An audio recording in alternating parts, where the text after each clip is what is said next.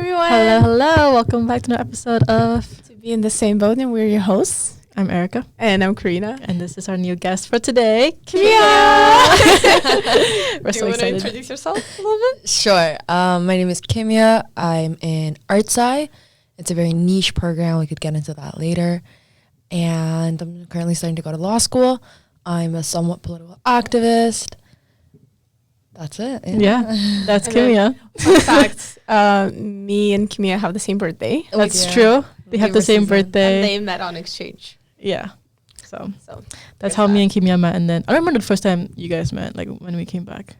Really? Oh my god. When she was bartending? Yeah, it was Oh. like your first week back. Yeah, and yeah, you're yeah. like, we have to. And you're like, I didn't want to, but you were like, Kimia's working. I was like, I have to. Oh, I remember that now, And yeah. I think you brought some like exchange kids with you too. Yeah, the French girls. Was it the first time?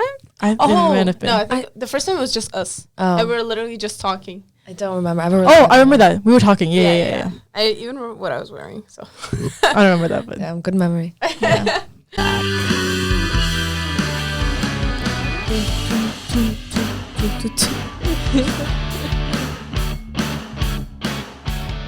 Yeah, we wanted to bring in Kimia to talk about. Well, first of all, you said law school, Yeah. and that's again so Out of like difficult. our like what we usually talk about as well, yeah. Because we always talk about business stuff, and then when we brought Maya in, she was going to she was preparing for med school, so we talked about med school, and now we have law For school. law school.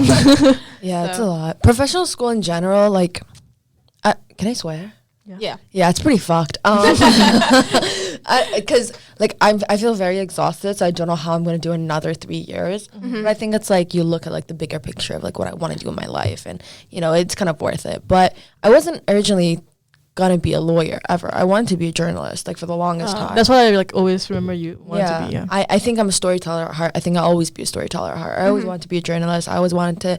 I obsessively watched documentaries as a kid. I always love reading op-eds. Like, I'm very opinionated about a lot of things in the world, and I want to talk about my opinion. I wanted to make documentaries. That's what I always wanted to do. But then a lot of things happened that changed like the trajectory of my career, which is actually what my entire law application statements were about. And one of them was my political activism. Do you want to? So you never like thought of being a lawyer at Yeah. all? No, until, like, ever. Until when? I would say until last year. Like I think last when year. I met you, I didn't know you want to be a lawyer. No, never. I was always going to be a journalist. Even like when I was in ArtSci, I combined in communications and media because That's I was very like, journalist. I'm like, Yeah. because I want to be a journalist. I didn't go into poli-sci. I didn't go Yeah. into none of that. I could have gone to JPPL if I wanted to, the Justice Philosophy program. Yeah. But I really, really wanted to be a journalist. And when people were like, what are you going to do with like a ArtSci degree or communications degree? I was like, I'm going to be the best journalist out there. That's what I'm going to be. Yeah. But after my political activism, I kind of realized that stories have a cap. Stories have a limit. Stories, a lot of the times, they don't really make change. And what makes change is the law. And That's why. that's one specific thing happened to me. We could get to it, but Yeah. should I? Yeah. We can talk about that. So, Explanation of because my- you kept saying political activism, we Yeah. can get into that so we can Yeah. have more context. Yeah. Political activism. Oh wow, it's a lot. I think it's interesting that you were there with me firsthand. in Yeah. my entire That was like political when I activism. first met you too. I know, and like Yeah. you saw me go through it, which Yeah. I appreciate because you, Tyler, everyone, you guys should bring Tyler on the podcast. too. We've been wanting to. Been wanting to. He did so so bad great. It's 'cause because of like, his you are work. here first. Yeah, It's because of his work, like No, the schedule. that would be like the funniest episode. Yeah, yeah. That shit would go viral. Yeah. I promise you that. But yeah, my political activism was just about Iran. I'm from Iran, born and raised, and I started speaking up about Iran after Mahsa Amini was killed, and I just started making videos, and they went viral after a point. They went I was crazy. I was very genuine in my videos on TikTok, on Instagram. I got more than like 50 million views. I was going on TV outlets and all that stuff, and it was great. It was great. I was bringing a lot of attention, but I mean, attention does so much. Like, I'm telling the stories of my people getting killed, like, and then what happened, you know? And then I got more into investigative journalism, where I found out that the government of Iran is importing paint guns illegally into the country. So what they're doing is they're importing them from the U.S. and that's not allowed because we're sanctioned. And what they do with the paintball guns is they put rubber bullets, and that's how they shoot people in the protests. Oh, I remember you saying that. Yeah. So I was like, wait, where are they even getting these guns? These are American guns, and they're not allowed to be in the country based on their own rules of sanctions. So that's when I really got into investigative journalism, and I tried to find out how they got into the country. And at this point, I had a very large following. I had like 200,000 people, and I was just getting tips. And then people told me that there's a middleman, and this middleman is in Dubai. And I got this one mysterious call one day. It was a very like Vice News investigative, and he was telling me all about it. And I researched, and it turned out to be true. So I was like, okay, well, I can't really do jack shit about this. So I found out this Persian guy who worked at the Bank of Import-Export in USA. He used to be a congressman. He worked with Trump, and he was Persian American. So I contacted him, and with his help, we put a stop to the exportation. Oh wow. And he was and it wasn't even him that did it. It was his contacts with the lawyers. And that was kind of my moment where I'm like, oh, like I think the law can do a lot more than stories can. Yeah, because even he couldn't really do anything. No, even the congressman who was Trump's best man, he couldn't really do anything. And it was when he got his lawyers involved that we actually could do something. So, and then, everyone was like, oh, you're doing such great work. And I'm like, I don't really do a whole lot. I mean, you get the message out there, like you try your best. Yeah. But I couldn't live with that for the rest of my life. I couldn't live with my responsibility purely being just to put the message out there. Yeah. And just putting trust into people in the law. And hoping someone does something about it. You want to actually change. Yeah, I can see. Yeah. And taking this all happened when you were in Amsterdam, right? Like the majority of it. And this was like your exchange experience. It was tough. Like you remember. Like, I remember that because it was like 1 or 2 months into exchange. And then like she like spent so many of her days just in her room, like recording, filming, like all these videos. And it was just like, it was so crazy to me to like see all of that happen in real life, because that was the first time seeing anything like that. And then like all the protests that you went to and you brought us to, that was like my first protest as well. It was like, it was really eye-opening. It was so sad to like actually see that happening to people that I love, So it was like, I just wanted to say like one thing that stuck with me when like I saw Kimia doing all of it, and for me it was like, oh, Erica's friend from exchange, Kimia. And then I saw her on my For You page, and I was like, oh, wait, I know her. Yeah, or like on my reels, whatever. And I was like, wait, I know her. Yeah. And then also like a lot of things in Iran that started showing up on my page. And then I was like, wait, that's Kimia. Yeah. And then what you said in one of the videos, I think it was like, oh, it's not another Middle Eastern problem. It's not an Iran problem. It's a Kimia problem. Yeah. And that stuck with me so much. That gave me goosebumps. Like literally like stuff that happens like in my country, or like stuff that happens in whatever other like political problems right now, I'm always like, yes, it's another whatever problem, but it's about a person. Like, you know people who went through that. You know people there who have been there when that was happening. And it was, I think that was my entire technique that got people in initially, because I've made the issue personalized, because with the Middle East there's so many countries right now that are in a war zone, whether it's a civil war, an external war, and I think the only way that I got people to care is to say like, this is about me, like me personally, like my friends are in prison. One of my friends was up for execution, my friend. And if that doesn't boggle your mind and doesn't make you want to speak up about this, I don't know what will. And it worked for me pretty well, and I'm so glad I got the message out there.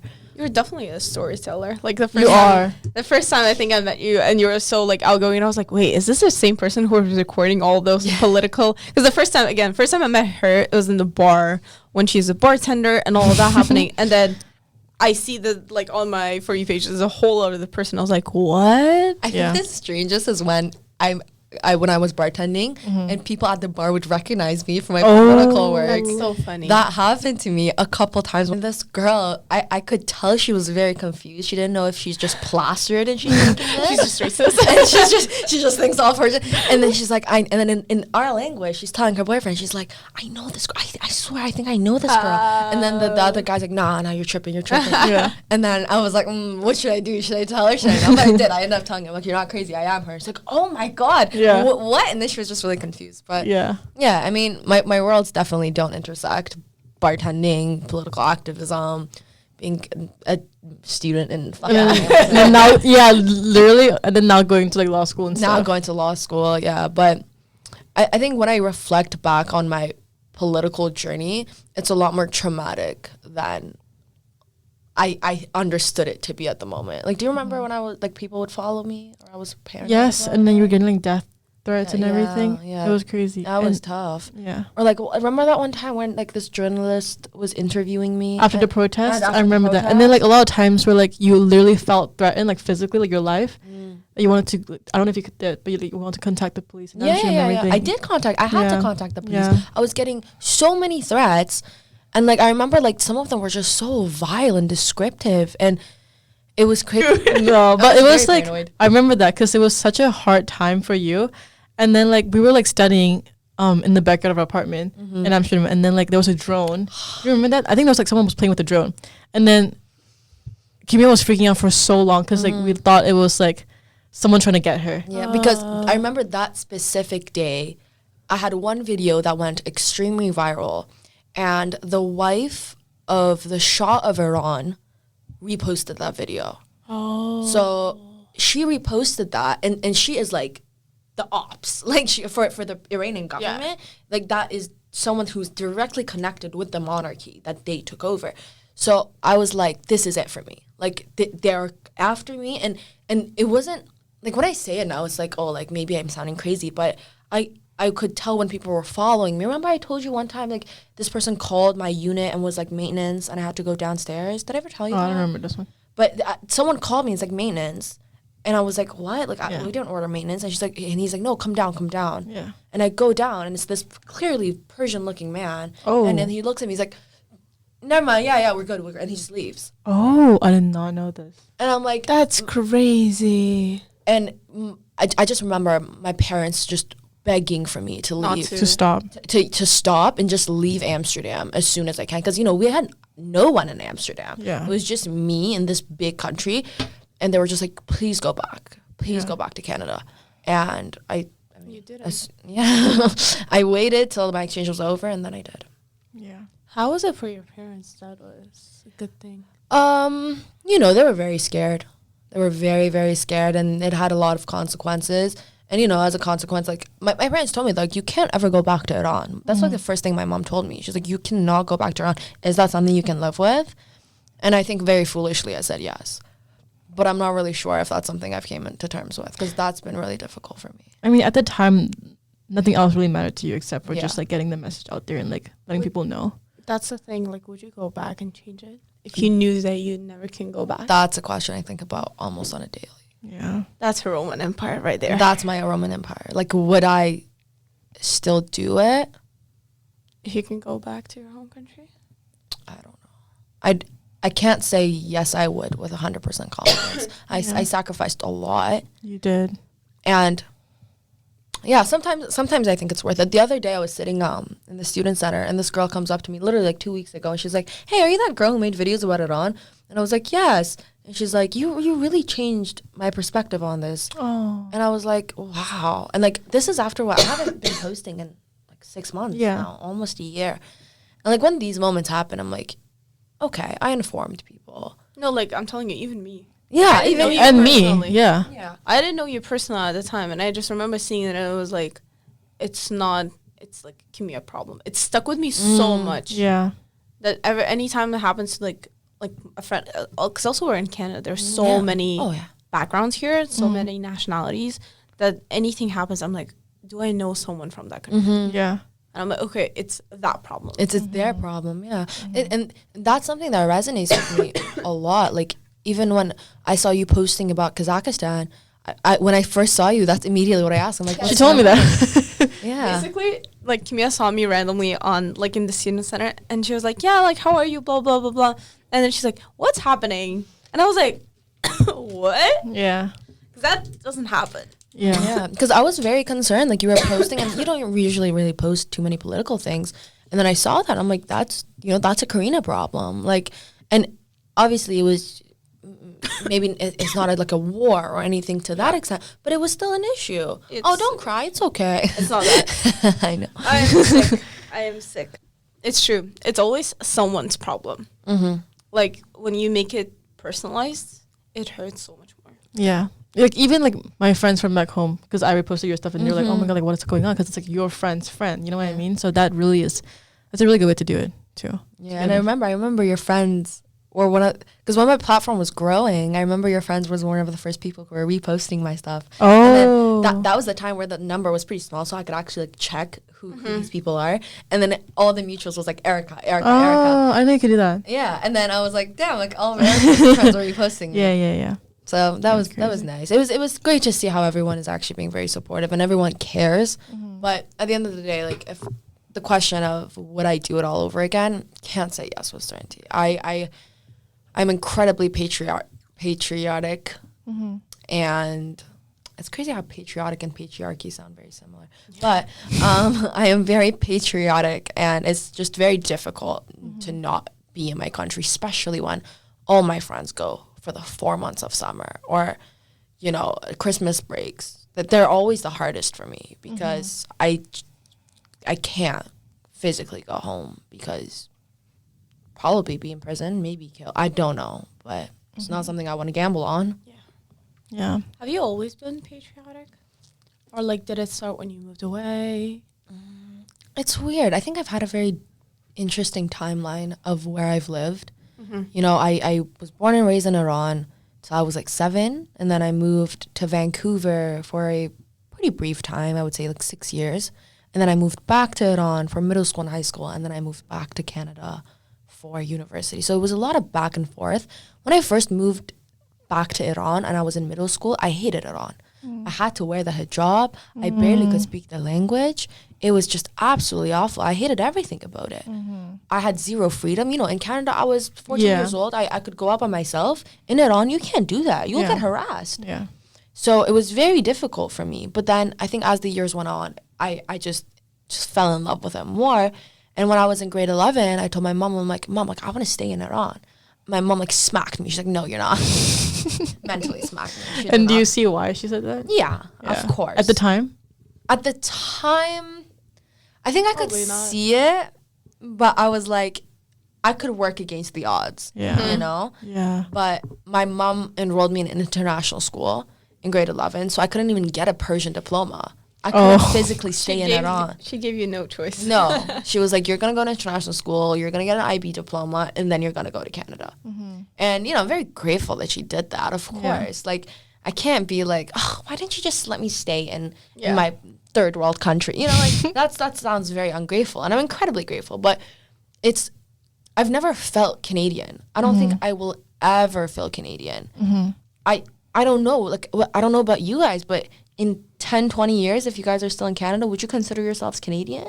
I don't know. I feel like just because it would be on paper, and like I think it depends on certain situations. Like, I will forever It really depends. identify as Malaysian. Yeah. You know. Yeah. But I think it depends on what situation. If someone asks me, I think if it's more like a government like situation, it's like, oh yeah, I'm Canadian. So just for like the. I don't know. It's a hard question. It is a Also, hard like, very question. patriotic. Yeah. I was gonna say both of you are like two of like two people that I know that are very patriotic, and like It's because we're born the same day. Yeah. it's definitely that, you know. And then the faith as well. You're It's both definitely like that. your names with K. It's very on brand. Yeah. I don't know. I can just, it doesn't come out of my mouth. And I know it doesn't for you. and I'm a Canadian citizen. So I've you're been a Canadian Canadian citizen, citizen yeah. since I was like, I think 13 years old. It's almost, it's 10 years now. Never in my life have I said I'm Canadian. Yeah. I can't say it. Funny story about that. Like when we, like, I don't know, got to know each other, whatever, a little bit time after, we're talking about paying for school. And Canadian citizens and international citizens pay very different amounts. So we're saying, and I was like, because Kimia this whole time, I was like, yeah, she's from Iran. Like it never even occurred to me that she's Canadian on paper. Like we're talking paper-wise. And then she's like, yeah, like I have to pay this. And I was like, wait, what? How much you gotta pay? Excuse me? And then she was like, Come again. and then Erica was like, yeah, she's Canadian citizen. I was like, huh? It never clicked for me. Yeah. Even till Yeah. this day, like I'm like, okay, she's Canadian, but she's literally not. Yeah, Yeah. everyone thinks I'm international. The 5 people I live with until like a week ago when I Yeah. told them I have 2 passports, they're like, what's the other one? And I'm like, Canada. And they're like, wait, what? We thought you were a fob. I'm like, I am. Yeah, because we always talk about how like people who are from Canada, like, oh, I'm from Canada, but then we're like, oh, where are you from? Yeah. You know what I mean? Like, Yeah. you never ever say you're from Canada. Yeah, and I have almost the opposite interaction every single time. Where are you from? Iran. But no, like in Canada, Iran. Yeah. Iran. Like I'm from Iran. Like don't get it twisted. Don't take that away from me. I'm not the one to play with. I'm from Iran. Yeah. Sometimes if I really don't want to explain the whole, how's your English so good? Like the Yeah.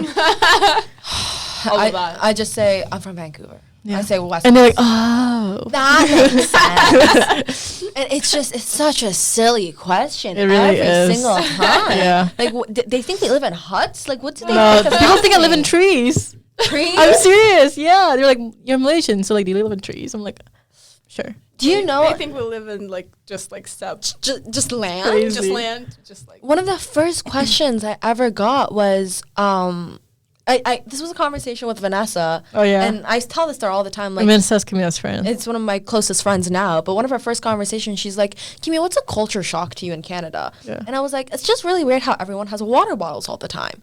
Like, that's just weird. Like, we don't Yeah, same. we don't same. do that back home. Wait, you don't? I do. don't. Oh. Everyone just has their own, I don't know. Like, That's- yeah, it's a big thing here. Like, everyone has their water bottle. They don't go anywhere without the water bottle. It is weird. Like, just- it is weird. That's so strange to me. So then Vanessa looks at me and she's like, out of all people, I thought you guys would do that because, like, you guys don't have water. And I'm like, do you think in my country there's a water shortage?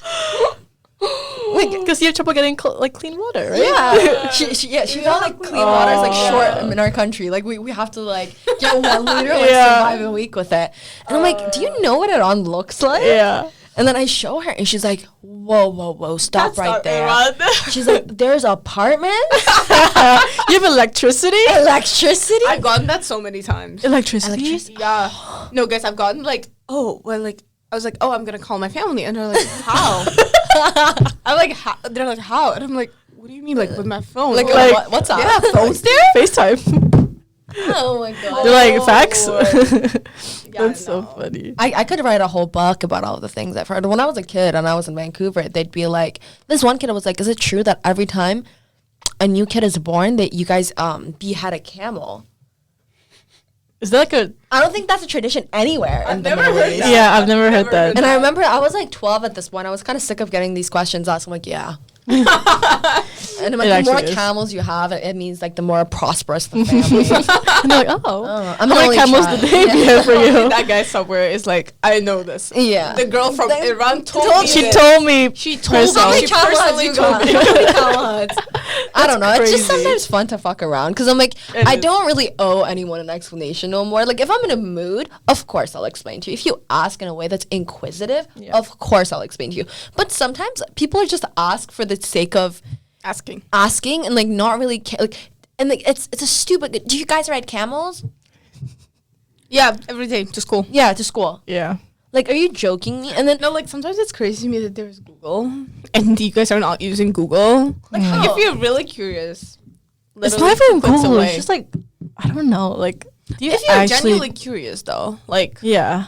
go ask, please. But the thing Please is, go like, we ask. live in Canada. 20% of this country is immigrants. Yeah. Yeah. And on this Only university, 20. Yeah. I thought it was gonna be more. I don't know. This the stats I know is like from like 5 years ago. It's probably much more now. But like, how do you not know this? Yeah. Like, how do you like? And like, if we have moved to Canada, of course. I mean, we got here with a plane. Like, Yeah. Of course, I have a phone. I have a phone. So I don't know. It's very annoying questions. Yeah. Do your research, people. I know. But it's just like, at this point, it's just like, it's just funny. to It me. is funny. Do you guys I'm get just, like- asked? How do you know English? Oh, all the time. And a lot of times, I know for you in the beginning, you thought it was like you took it as a compliment in a way, right? Yeah, I still do. Like, I don't take it as a bad thing. I wasn't really taking it as a bad thing. It's just more of like, you really think like, like, yeah. Because, I mean, I feel like people don't really know that in Malaysia, people actually do speak English like on a daily basis. Because we have 3 languages, so we take English as like the main one because you never know which one people know. So that's for us. for you, it's that. For me, we don't. Yeah. We Like, don't we either. generally don't speak Yeah. English at all. So, like, when people ask me, I'm like, stop. And they always assume that I went to international school, which Yeah. I didn't. Yeah. I went to Russian school.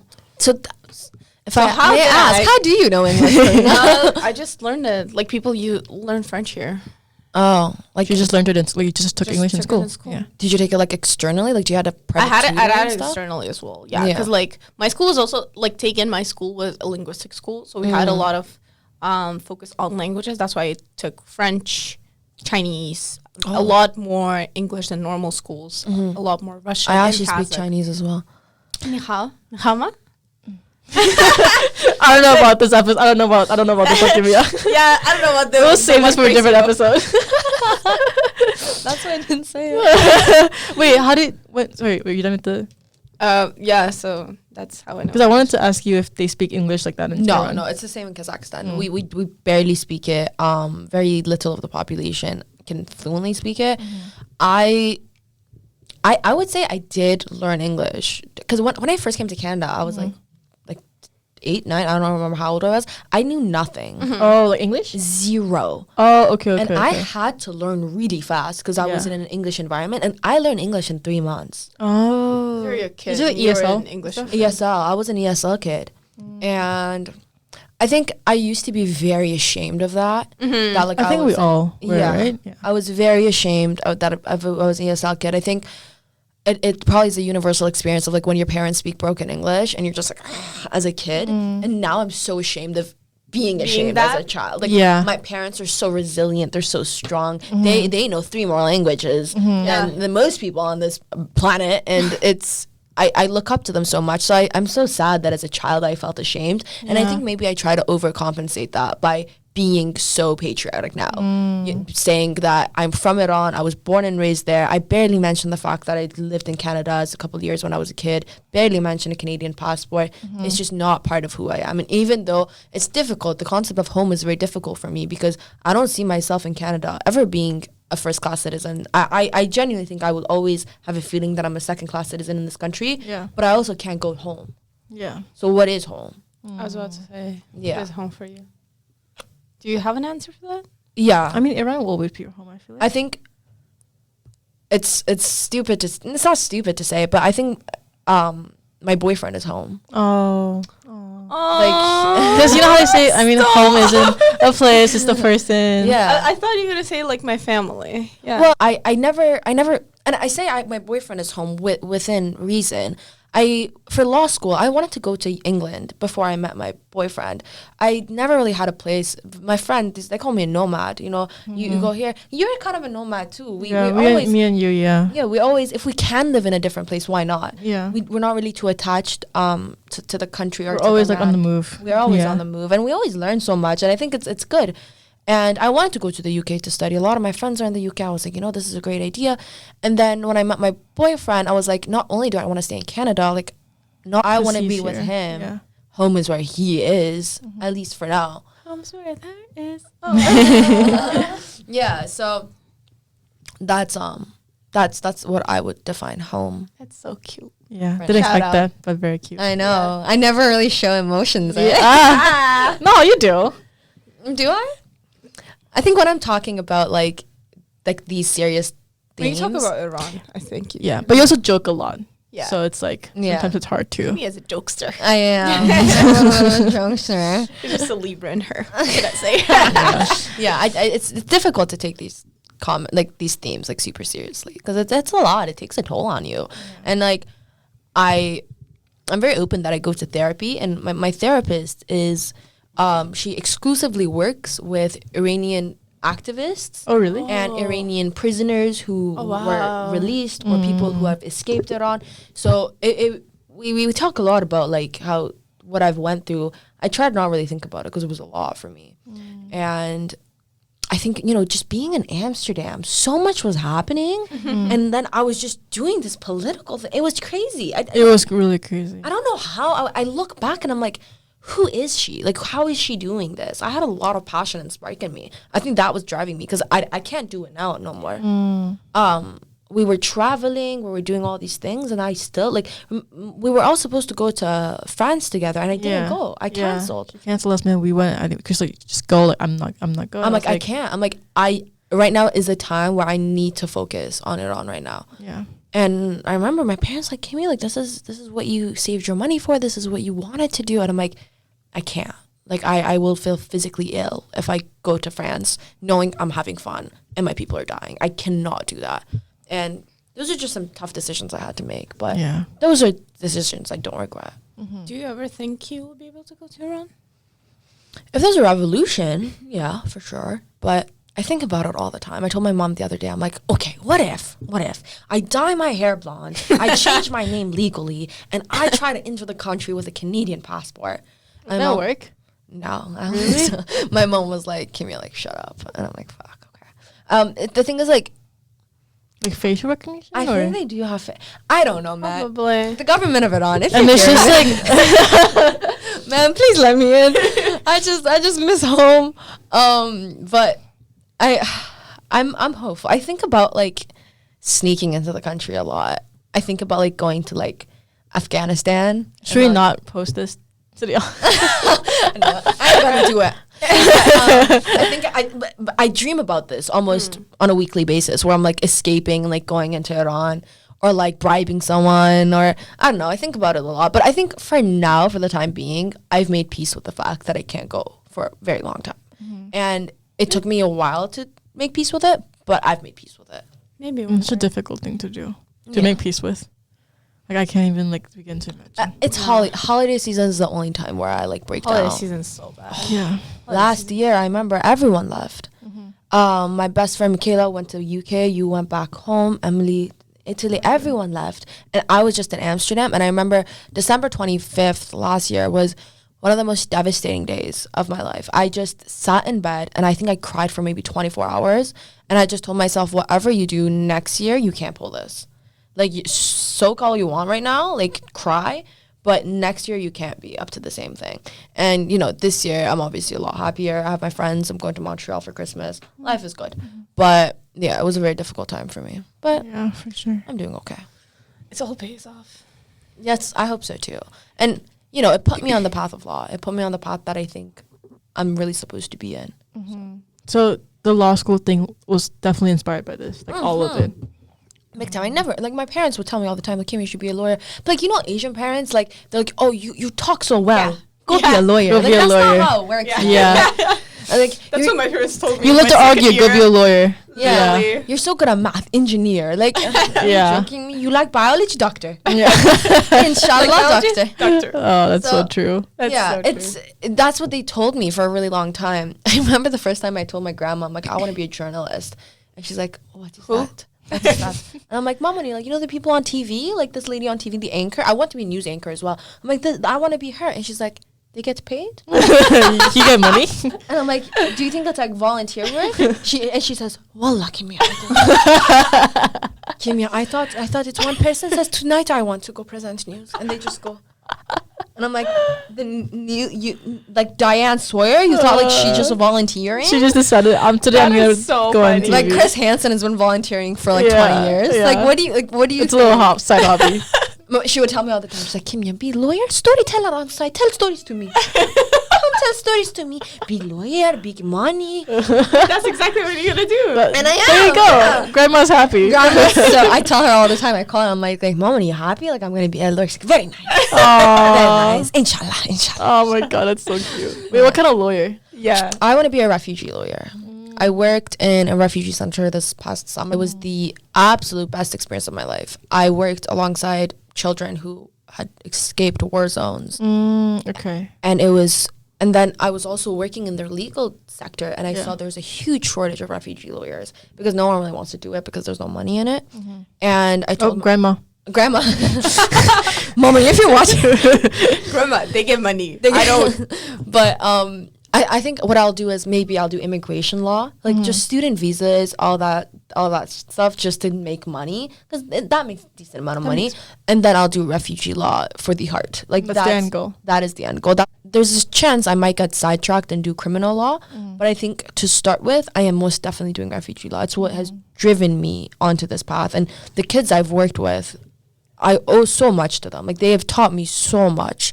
They would casually talk about escaping a war zone, or they would, you know, just very graphic themes of like, oh, remember when our cousin's head blew off. Oh, God. And these 2 7-year-olds, and he's like, yeah, like, rest in peace, Muhammad. And I'm like, oh, man, like, And then remember how we walked from Syria to, I don't know, like this country and swam to Turkey and then walked to Serbia. And I'm just hearing this and I'm like, oh my God, like these children. And then Canada would barely give them the right to come here. And I think Canada relatively is a very good immigrant generous country. Yeah. But I think there's a lot in our policy that can be changed, and that's something I want to get into as well, like refugee policies. Yeah. And just trying to keep refugees in the country, try to really help them. But the ultimate goal of where I see myself in 30 years is opening a settlement center for immigrants. I had a really difficult time settling into the country, and I think my parents did too. And I just like when I'm just outside and I see families and I can tell they're very new to the country, and I see the confusion and I see the pain and I see the English barrier and I see how they're struggling with the job market. I just see so much of that, and I'm like, I want nobody to ever be. You've already sacrificed so much by coming into this country, and now you have to learn all these things. So my absolute goal would be to make a settlement center with an employment sector, with a English sector, and all those things, and just help people in the country settle. That's all I want to do. And I think people would take me more seriously as a lawyer to do that. I had a question on that. Like, if looking back at working with those kids, have you ever like come back home and you're like, I'm so like sad and it's so like draining, I can't do this no more?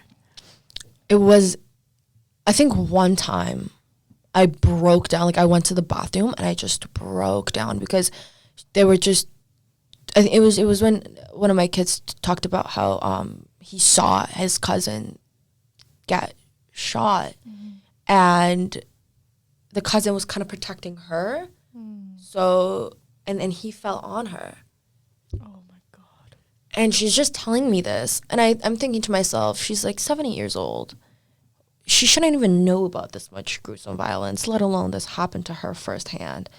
She's gonna carry years of trauma. PTSD, anxiety, like there's so much. And I remember I went to the bathroom and I started breaking down. And then one of the other volunteers there, she came to me and she was also Syrian. She's like, Kimia, this is life, you know, like that's the life we lived, and they don't need pity right now. They need support. And what I was presenting wasn't necessarily pity, but I felt bad. Yeah. But I think I really had to suck it up. And I'm like, you know what, like go out there and be there for them. And it really put things into perspective, because I was always like, I'm an immigrant in this country. I had it so hard. I came here with zero English.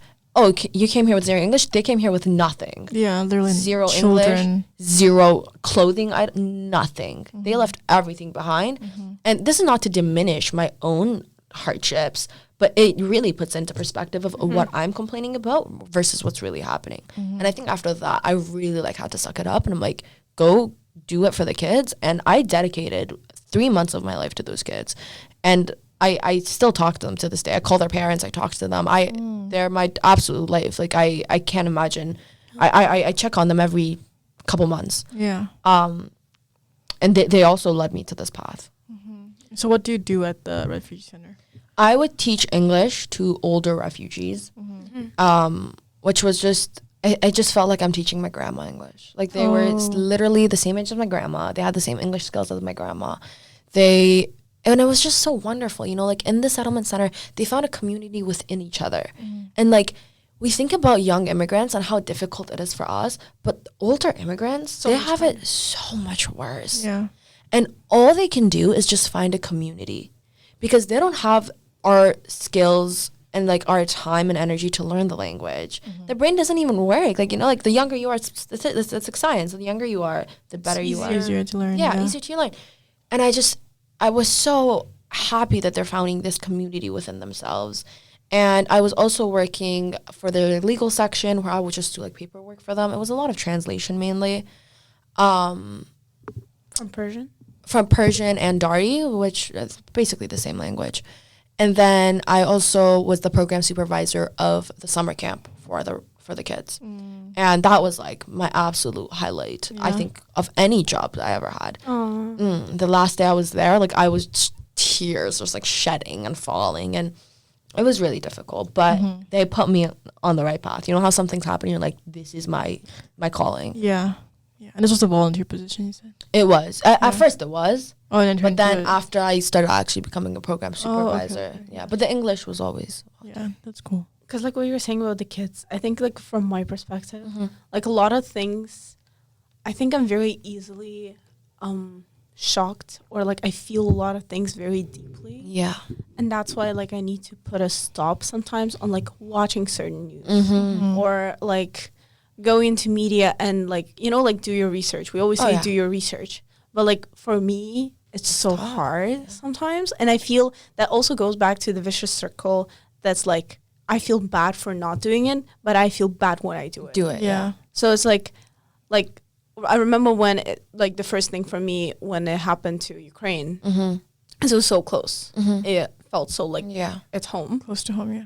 And I remember like watching all that media and all like doing all of that, like posting about it and stuff like that. But then if it made me feel so like mentally unstable or having anxiety and stuff like that. And then I just talked to, I think it was my dad who told me like, you can't sacrifice your own health to help people who are not actually like even like helping. Yeah. Like it definitely matters. Like you speaking your own truth and stuff.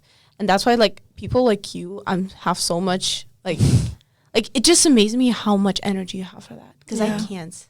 I think it, you know, there's like this thing on TikTok, it's like, oh, you're an empath. But I think it really is that you're an empath. Like you feel the pain so deeply that it actually affects you. You can't like put a wall in between of like, okay, this happened to them and then this is what's happening to me. But I resonate with you a lot on that, where I'm like, I think you are stronger than I am, if anything, because you can like put that wall of like, I can't let my life go to shit because I get so involved in this. Yeah. But I really couldn't do that. But I mean, I think it's more justifiable of why I couldn't do that because it was my country. Yeah.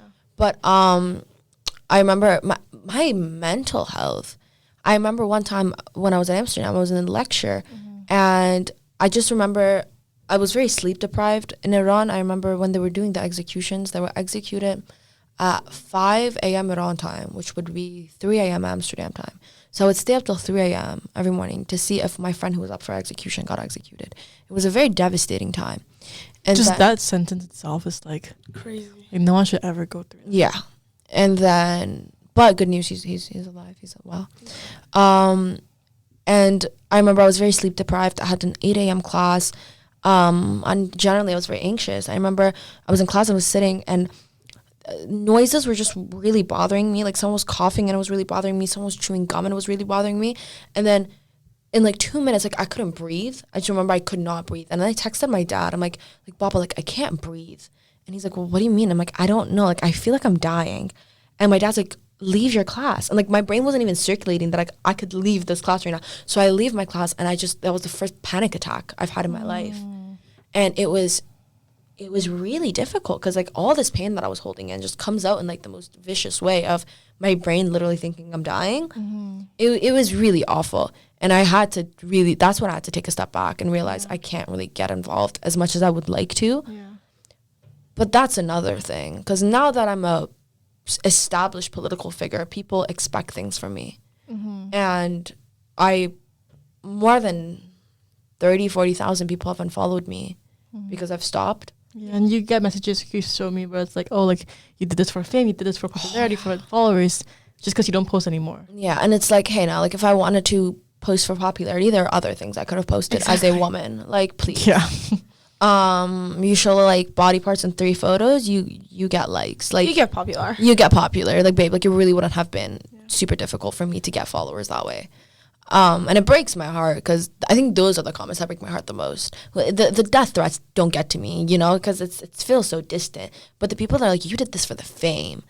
And I'm like, and like in return, I can't go back to my country. Like that seems like a really big sacrifice for fame. They don't know how it feels like when you do all that and you get the response that you get, and then you feel the way you feel. Like you never understand that fully until you do it yourself. Yeah. Like I can say so much about how I know how it feels to be in the position and like posting and stuff, but when it happens to your country, absolutely. Like I always think back, like there was one moment when there was like a whole thing back home, like small revolution, I guess, for like a couple of days, but we had no contact with people back home. Yeah. No Wi-Fi, no nothing.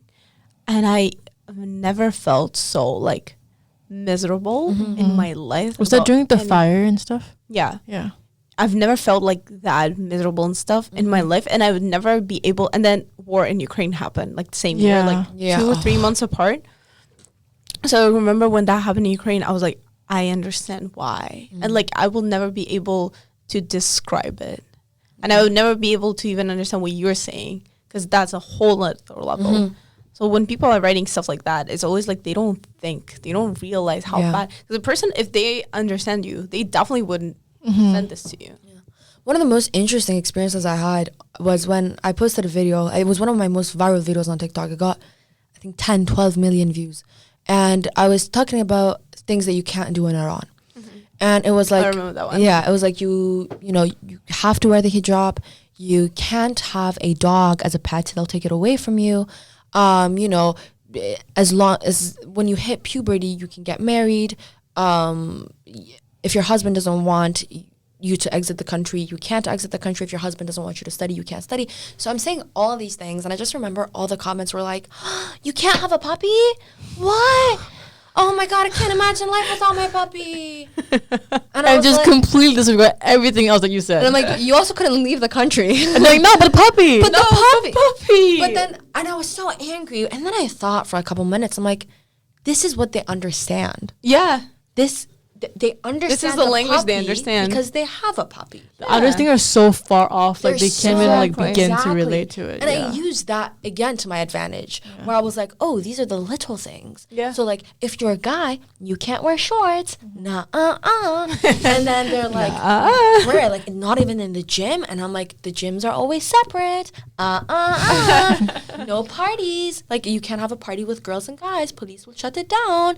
And I tried to like, I was trying to appeal to so many sectors. How do I appeal to American college boys and girls? Oh, you can't have parties. How do I, kind of engage the younger audience? You can't have puppies. So I really tried to strategize and do these things. And it worked to my advantage. The next couple of videos, they also got a lot of views. So it worked out. Yeah. So she's a lawyer. She's a marketing specialist. Hello. She's She an knows it all. anchor. No, that's actually so crazy. And- I don't know. I wanted to ask you, like, how was it for you to see me like that? Because I blacked out a lot of it. Like, I don't really remember a whole lot of how I was feeling or how I was doing. And I was just wondering, like, how was it for you from, like, a bird's eye view of just seeing everything happen to me? And then in Amsterdam and then in Canada and with all the jobs I had, like, how was it for you to see that? I was just like, how is she doing all of that? Like, because you were doing a lot of things at once.